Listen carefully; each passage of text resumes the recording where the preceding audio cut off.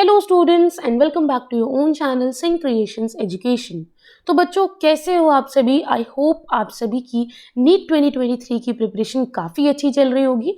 NEET examination में सबसे ज़्यादा इंपॉर्टेंस होल्ड करता है बायोलॉजी सब्जेक्ट और नीट एस्पिरेंट्स में से 90% जो एस्पिरेंट्स हैं उनका बायो जो है फेवरेट सब्जेक्ट होता है। तो बायो को और ज़्यादा बेटर तरीके से प्रिपेयर करने के लिए मैं ये वीडियो आपके लिए लेकर के आई हूँ, जिसके अंदर एमसीक्यू सीरीज है जिसका नाम है आगाज फॉर योर नीट 2023 एग्जामिनेशन। मैं हमेशा कहती हूँ कि आपको at the end of the day आपके मेन एंट्रेंस एग्जाम में ऑब्जेक्टिव क्वेश्चंस को जो है अटेम्प्ट करना है, तो आप लोगों के लिए सिर्फ थ्योरेटिकल नॉलेज ही काफ़ी नहीं है। जितने ज़्यादा हो सके उतने ज़्यादा आपको एमसीक्यूज सॉल्व करने चाहिए, क्योंकि उन एमसीक्यूज को सॉल्व करने से आप लोगों के अंदर कॉन्फिडेंस बूस्ट होगा, प्लस आपको पता चलेगा कि आपके वीकर पॉइंट्स क्या हैं और आपकी स्ट्रेंथ किस पॉइंट में है। तो इससे आपकी complete biology even your physics and chemistry भी प्रिपेयर होगी। तो इस वीडियो के अंदर मैं बात करने वाली हूँ कंप्लीट बायोलॉजी रिवीजन की, जिसके अंदर हम कुछ ऐसे इंपॉर्टेंट एमसीक्यू सॉल्व करेंगे बायो के जो आपके स्कोर को बूस्ट जरूर करेंगे। मोस्ट इंपॉर्टेंट क्वेश्चंस हैं, इन्हें आप बिल्कुल मिस मत करिएगा, क्योंकि जो मेन एग्जामिनेशन में क्वेश्चन आते हैं वो यही क्वेश्चन होते हैं, सिर्फ और सिर्फ उनकी लैंग्वेज जो है वो चेंज कर दी जाती है। तो नीट एस्पिरेंट्स के लिए सीरीज है, थर्ड वीडियो है, इससे पहले 2 वीडियोस ऑलरेडी अपलोड हो चुकी हैं, तो उसके लिंक मैं आप लोगों को डिस्क्रिप्शन बॉक्स में दे दूंगी, आप उन्हें ज़रूर देखिए। मोस्ट इंपॉर्टेंट क्वेश्चन मैंने उसमें भी कराए हैं। तो कंप्लीट बायो की आपकी एक तरह से रिविजन है ये, इसे आप मिस बिल्कुल भी मत कीजिए। अगर आप लोग मुझे मेरे इंस्टाग्राम पर फॉलो नहीं करते हैं तो प्लीज़ फॉलो कर लीजिए। डिस्क्रिप्शन बॉक्स में मेरे इंस्टाग्राम प्रोफाइल का लिंक आपको मिल जाएगा, वहाँ पर भी आपको डेली कुछ ऐसे नोट्स या वीडियोस आपको देखने को मिल जाती हैं जो कि शॉर्ट नोट्स होते हैं, जो आपके मेन एग्जामिनेशन में उसकी प्रिपरेशन में आपकी काफ़ी ज़्यादा हेल्प करेंगे। तो पहले क्वेश्चन की तरफ हम बढ़ते हैं। तो बच्चों वीडियो स्टार्ट हो चुकी है, सिर्फ इतना कहना चाहूँगी, ईमानदारी के साथ इन क्वेश्चंस को अटेम्प्ट करना। किसी भी क्वेश्चन में कोई डाउट है तो कमेंट सेक्शन में कमेंट करके आप पूछ लेना, लेकिन चीटिंग मत करना खुद के साथ भी या मेरे साथ भी, क्योंकि जितना ज़्यादा आप ऑनेस्ट रहोगे उतना ही बेटर तरीके से आप एनालाइज कर पाओगे कि आपकी प्रिपरेशन आखिर किस लेवल तक की है और कितनी मेहनत आपको और करनी है। तो आपको इसमें से बताना है लिविंग बीइंग्स का एक एक्सक्लूसिव कैरेक्टरिस्टिक्स क्या होता है। What is an exclusive characteristic of living being? हमने लिविंग बीइंग के कुछ कैरेक्टरिस्टिक्स पढ़े थे, है ना, डाइवर्सिटी ऑफ लिविंग ऑर्गेनिज्म पूरी यूनिट के अंदर। फर्स्ट जो चैप्टर है आपका उसी के अंदर हमने पढ़े हैं। कॉन्शियसनेस काफ़ी इंपॉर्टेंट है उसमें से, तो वो है यहाँ पर option number C, perception of events happening in environment and their memory, this is known as consciousness. ठीक है, तो कॉन्शियसनेस जो है वो इंपॉर्टेंट है बहुत ज़्यादा, और इसी के लिए लिविंग बींग्स की एक एक्सक्लूसिव कैरेक्टरिस्टिक्स है जो कि नॉन लिविंग थिंग्स में नहीं है। Which one of the following pairs is mismatched? किस पेयर को यहाँ पर मिसमैच किया गया है, सही से पेयर्ड नहीं है? Correct option here will be option number B, Pila globosa with pearl. बच्चों एक चीज जरूर याद रखिएगा, नीचे कमेंट सेक्शन में आप अपने आंसर्स भी कमेंट कर सकते हो, लेकिन एंड में आपको अपना कंप्लीट टोटल स्कोर मुझे बताना होगा, ताकि जिस बच्चे के हाईएस्ट स्कोर आए उसका कमेंट में पिन कर सकूं। In 5 kingdom classification Chlamydomonas and Chlorella have been included in. Correct option here will be option number A, Protista. ठीक है, the Chlamydomonas as well as Chlorella are being included in Protista. Monera क्या है, bacteria. Plantae क्या है आपके, जिसके अंदर आपका एंजियोस्पर्म और आपका जिम्नोस्पर्म्स आ जाएंगे। और एल्गे क्या है आपका, जिसके अंदर आपका red algae, brown algae, green algae, ये सब आएंगे। ठीक है, वायरसेस की एक कैरेक्टरिस्टिक्स आपसे पूछ ली गई है, तो इसीलिए कहते हैं जितनी ज़्यादा आप थ्योरेटिकल नॉलेज लेते हो उससे ज़्यादा उसकी प्रैक्टिस किया करो, ताकि आप अपनी नॉलेज को चेक कर सको। Correct option here will be option number A, DNA enclosed in a protein coat.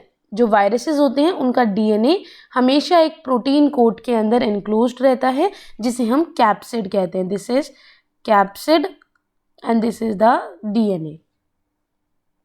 राइबोफोरेन्स are found on the membrane of. Ribophorins किसकी मेम्ब्रेन पर पाए जाते हैं?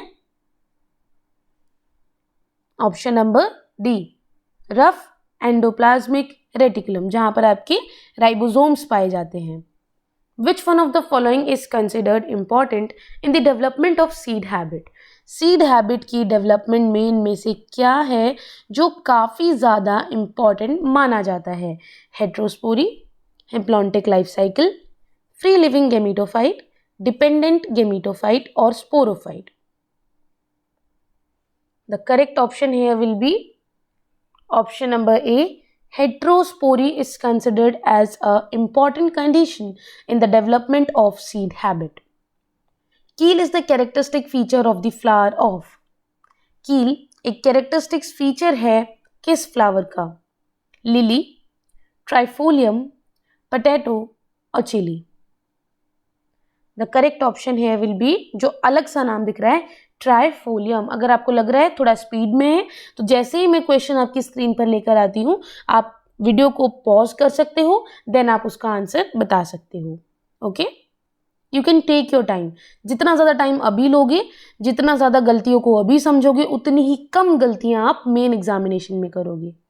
Which one of the following groups of animal is bilaterally symmetrical and triploblastic? ये एक ना animal kingdom से ना क्वेश्चन इसी तरीके से आते हैं कि आपके सामने जो कैरेक्टरिस्टिक्स हैं वो दे दी जाती है और आपसे कहा जाता है आइडेंटिफाई कीजिए कि किस ऑर्गेनिज्म के ये कैरेक्टरिस्टिक्स हैं। Correct option here will be option number A, aschelminthes, which is a round worm. Membrane bound organelle are absent in? इनमें से मेम्ब्रेन बाउंड ऑर्गेनल किसके पास नहीं होगी? देखो, यूकैरियोट्स में मेम्ब्रेन बाउंड ऑर्गेनल्स होती हैं और प्रोकैरियोट्स में मेम्ब्रेन बाउंड ऑर्गेनल नहीं होती। तो आपको मुझे बताना है इनमें से प्रोकैरियोट कौन है, यानी कि बैक्टीरिया कौन है? Option number C, Streptococcus is a bacterial genus. Okay, which is least likely to be involved in stabilizing the three-dimensional folding of most protein? जो प्रोटीन्स होते हैं उनका 3D स्ट्रक्चर होता है, उनके अंदर फोल्डिंग आपको देखने को मिल जाएंगी। उन फोल्डिंग को करने के लिए सबसे कम इन्वॉल्वमेंट किसकी होती है? Correct option here will be option number A, ester bonds. Which of the following cell organelle help in osmoregulation in some protist? Correct option here will be option number B, contractile vacuoles. Okay, तो contractile vacuoles वो cell organelles होती हैं जो protista में osmoregulation के अंदर help करती हैं। ओके, तो ऑलमोस्ट 11 क्वेश्चंस हो चुके हैं। आप में से किन बच्चों का स्कोर जो है वो फुल है या 70% भी अगर आपका स्कोर है तो आप नीचे कमेंट सेक्शन में कमेंट करके बताएं। मैं आपके स्कोर्स को ज़रूर देख रही हूं और मुझे पता लगेगा कि आप किस प्रिपरेशन तक हो और आपको कितनी ज़्यादा ज़रूरत है आगे और प्रिपेयर करने की। तो बच्चों, जल्दी से वीडियो को लाइक कर दो और नीचे कमेंट सेक्शन में अपना स्कोर कमेंट करो।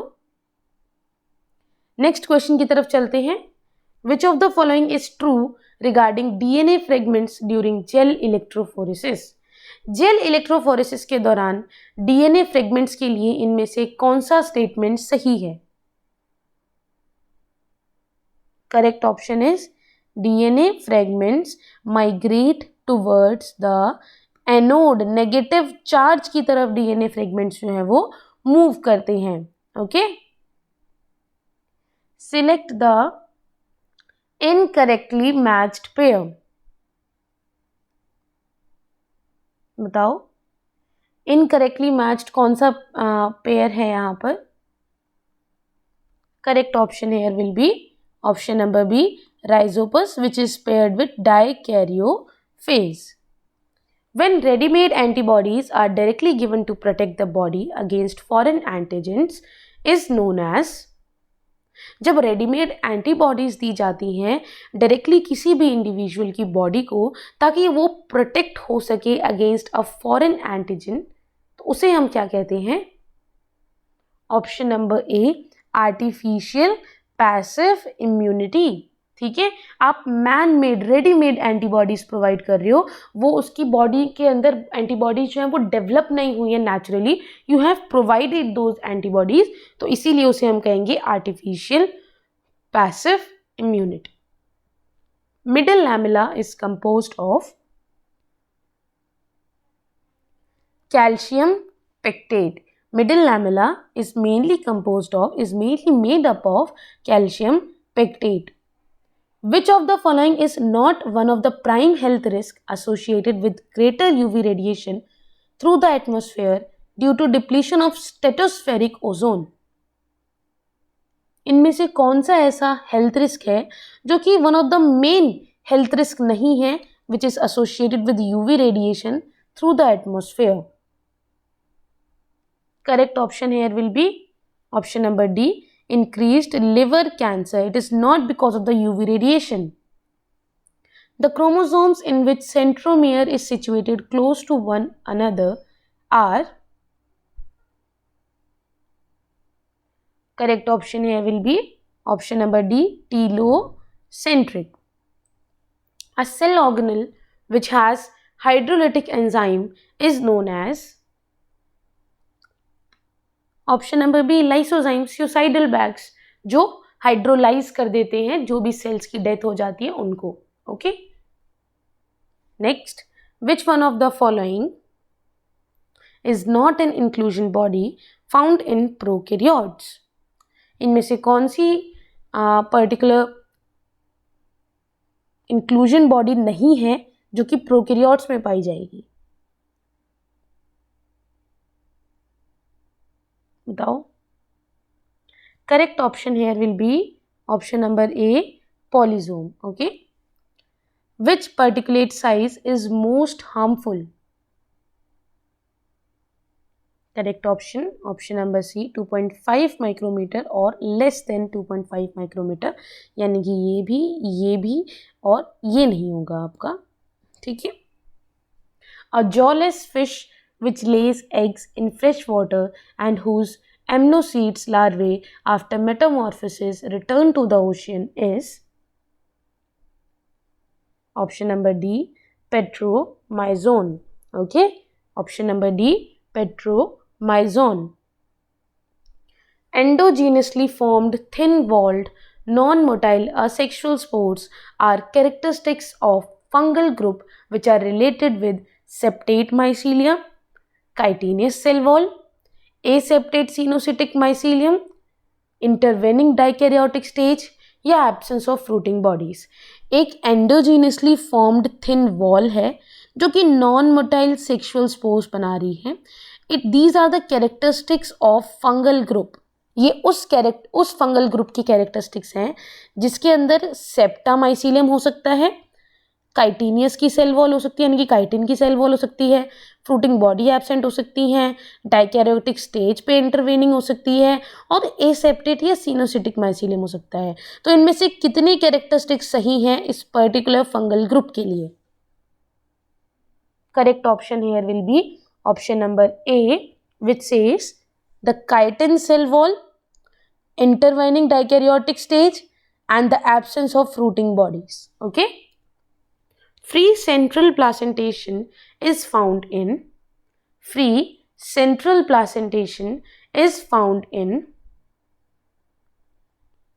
option number A, dianthus. Free central placentation आपको डायंथस के अंदर देखने को मिल सकती है. The translocation of organic solutes in sieve tube member is supported by mass flow involving a carrier and an adenose triphosphate, यानी कि ATP. एनर्जी की जरूरत होगी यहाँ पर because it will include the translocation. Transport of food material in higher plant is due to, correct option here will be sieve element, जैसे कि हमने यहां पर भी बात की थी, है ना. Stroma in the chloroplast of higher plants contain, higher plants के क्लोरोप्लास्ट में जो स्ट्रोमा है it will contain, correct option here will be option number C lights independent reaction enzyme. Okay, जो क्लोरोप्लास्ट का स्ट्रोमा है, उस हायर प्लांट्स के chloroplast के स्ट्रोमा में इंडिपेंडेंट रिएक्शन एंजाइम होते हैं जो कि लाइट पर डिपेंडेंट नहीं होते। The water containing cavities in vascular bundle occur in sunflower, maize, Pinus और Cycas. The correct option here will be option number B maize. ठीक है, जो वाटर कंटेनिंग कैविटीज हैं वैस्कुलर बंडल्स में, दे अकर इन मेज। ये सभी आपके एनसीईआरटी में गिवन है और एनसीईआरटी से ही बने गए क्वेश्चंस हैं, तो प्लीज़ इन्हें ज़रूर देखें, आपको काफ़ी ज़्यादा हेल्प होगी और ज़रूर इन्हें फॉलो करें। अगर कोई क्वेश्चन नहीं समझ में आता है तो नीचे कमेंट सेक्शन में कमेंट करके ज़रूर बताएं।